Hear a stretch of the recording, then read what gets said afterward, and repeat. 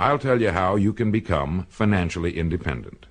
How you can see to it that you'll never have to worry about an income again as long as you live.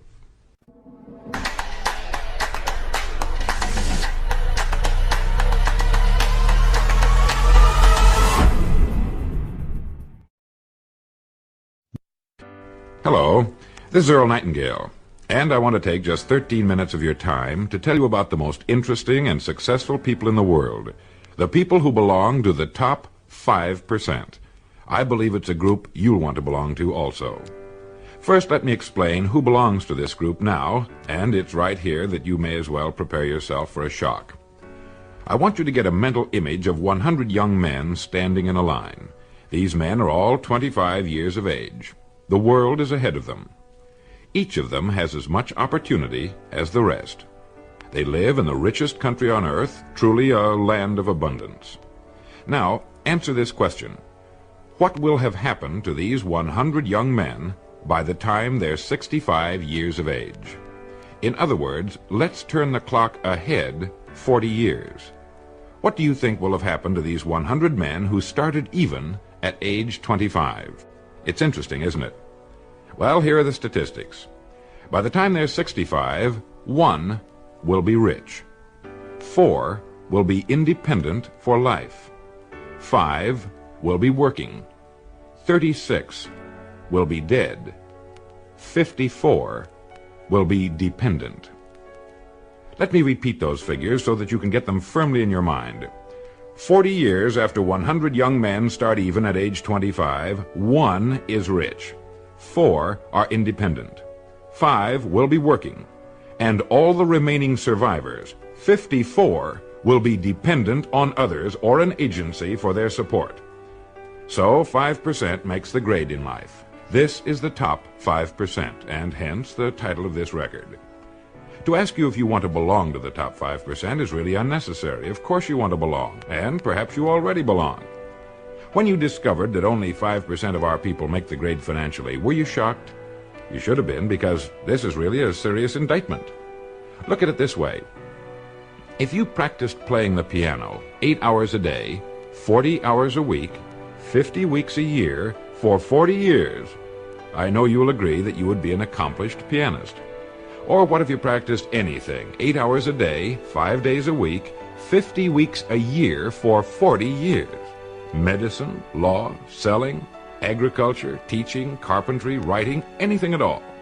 In 40 years, you can become an expert at anything, right? Of course. Well, the 54 men out of 100 who arrive at age 65 without having become financially independent in the richest land in the world have worked in our economy 8 hours a day, 5 days a week, 50 weeks a year for 40 years, and haven't figured out in that length of time how to be financially independent for the remaining and certainly the best years of their lives. Why? How is this possible? Financial independence is certainly not a matter of luck. It's a simple matter of planning. How much money do you suppose the average man earns in 40 years?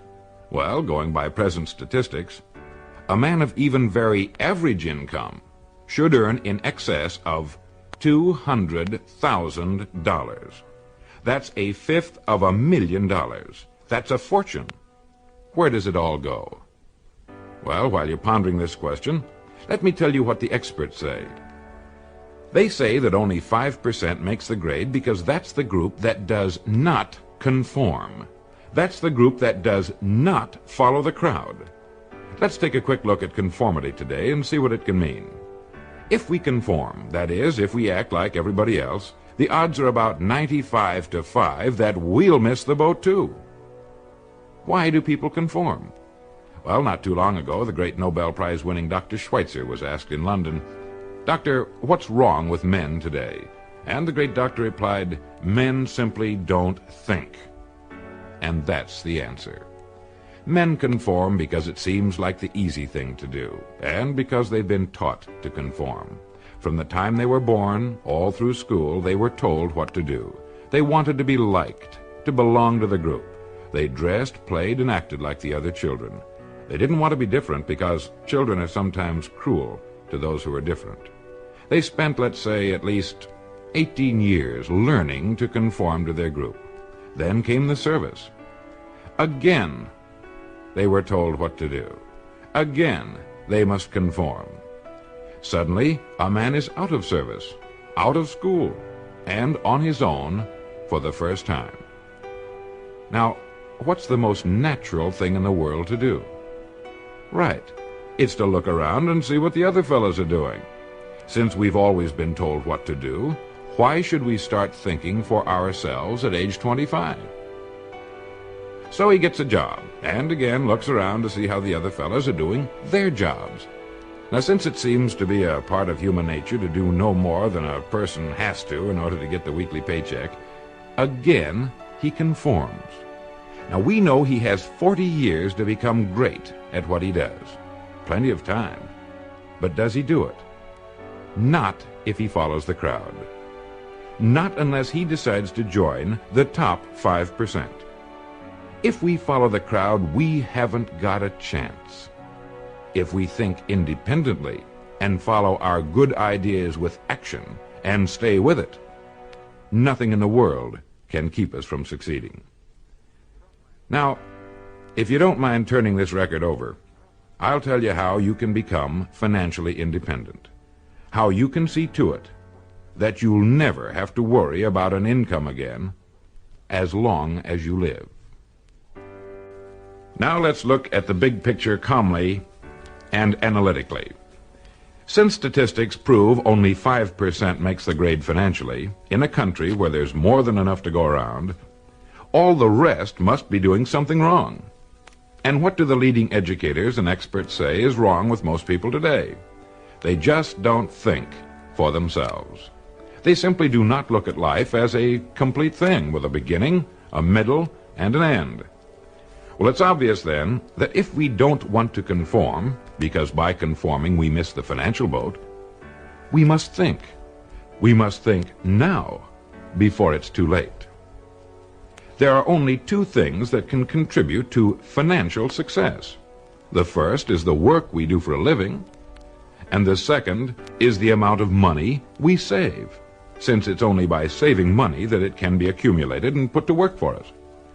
You see, by logically following the whole thing through, step by step, we get rid of all confusion, doubt, and guesswork, and we're left with two jobs that anyone can handle. One, the work we do for a living, and two, the money we can save. Now let's take them in order. First, the job. Naturally, I have no way of knowing what it is you do for a living or what your circumstances happen to be. But more than 20 years of research have proved one thing. No matter what your job may be at this moment, it holds the key to your future. It contains the road to greatness if it's handled in a certain way. There's no such thing as a job that is not loaded with hidden opportunities. From checking hats to laying bricks, from working in a factory to selling shoes, whether you work for someone else or for yourself, there is hidden in your daily work more opportunity than you could develop in a lifetime, if you will look for it. How many ideas do you think you could get in a single day if you really started to think? 5, 20, 100? Well, have you ever stopped to think that one idea can make you rich? How do you think your job will be handled 10 years from now? Can you do it that way now? What improvements will be made in your industry during the next 50 years? You know that improvements are inevitable. Someone's going to have to come up with them. Why not you? What's the history of your job? How did it begin? How did your industry begin? Do you know as much about your job and industry as a doctor knows about medicine and its history? You really should, you know. Have you given the same work and dedication to your job that an attorney has given to the study of law? You see, whatever it is that you do for a living is your profession. There's no such thing as one job or profession being more honorable or better than any other. It is all in the way we look at what we do. It is our attitude that makes the difference. How long do you think it would take you to know everything there is to know about your job and its application to your industry and our economy as a whole? 5 years?